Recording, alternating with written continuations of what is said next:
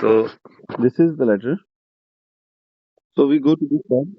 We'll go to the bottommost part of the letter whenever we see the case notes. As we are going to discuss today, a kind of referral letter. Okay, so as you can see there that we are going to discuss this case notes with you. So whenever we go, we will start with this case.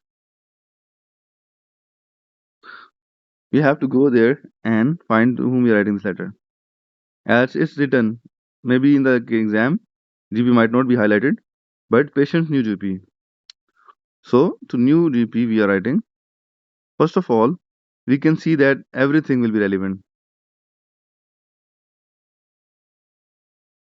right? Everything will be relevant. This is the first thing that you have to keep in your mind. And it's written like say mention her relevant medical history.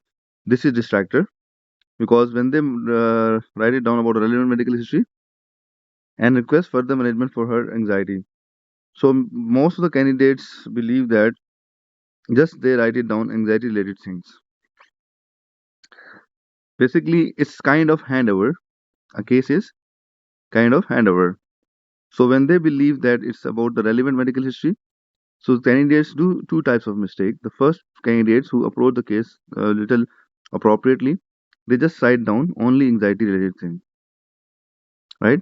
And when the candidates just be focus on the GP thing, forget about anxiety, they write down all the details but randomly, without anxiety focus. So both approaches will be wrong. So the approach that would be right is to write every data, all information, but focus on anxiety, right? Anyhow, so now we can see there, you know, like uh, in the case notes. If you can see the case notes, at least we know that we are writing this letter to UB for the purpose of anxiety. So we have to see the last visit to get a rough idea. In the last visit, the patient has increased anxiety. This sign mean increase as he was moving to, let's say, Parkville, maybe a new place, as evident from the case that it's a new GP, right?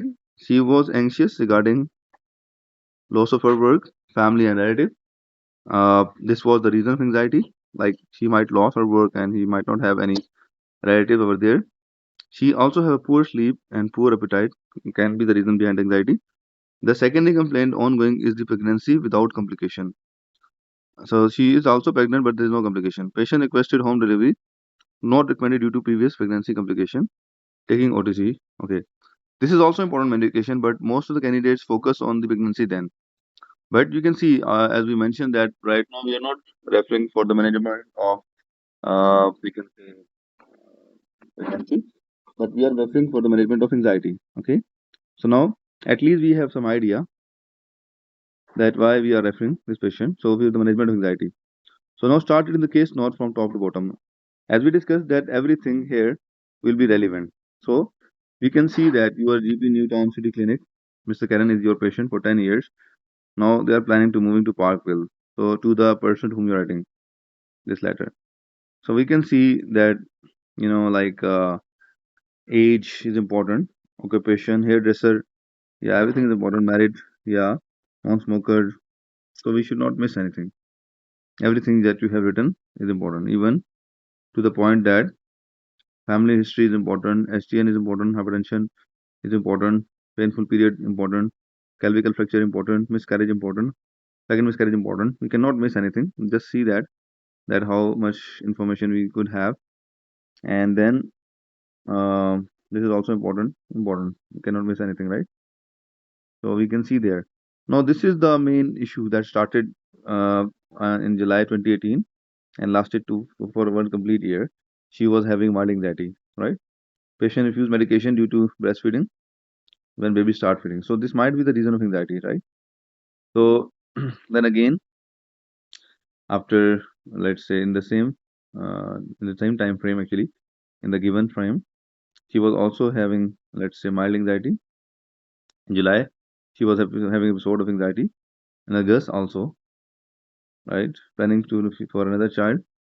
Okay, and sorry, it's basically in 2020. Sorry, this was a frame of anxiety for this period, and then again she presented after maybe 1 year with mild anxiety when she was planning to have another child.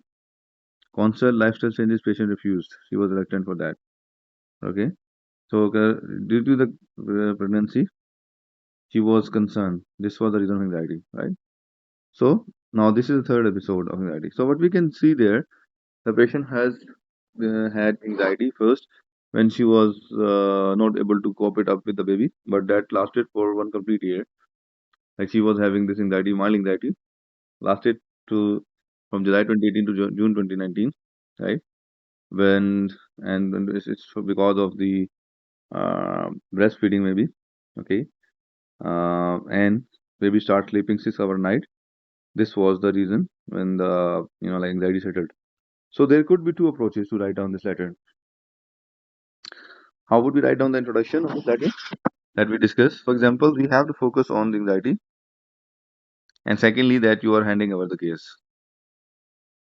So we can write it down. I'm writing this letter regarding Mr. XYZ, a patient of mine for the last, who has been a patient of mine for the last 10 years, and currently she has anxiety due to relocation to Parkville. So therefore, I would appreciate if you could register her into your general practice and manage her ongoing sort of anxiety, right? So what we can see there, the pattern of writing in this case would be after intro that we just have discussed, you should start from the anxiety thing. So we can have two approaches. The first one to start from maybe July 2018 one, like then summarize it, and then today, but totally focus on the anxiety. Write it down, anxiety focus. The second approach is to start from today, that she is anxious because of her relocation, and so on. Expand this part. Then overview of the previous anxiety episode, like from 2018 2019. This will be the second paragraph after introduction. The first one is introduction. Second, body one is your anxiety focus thing.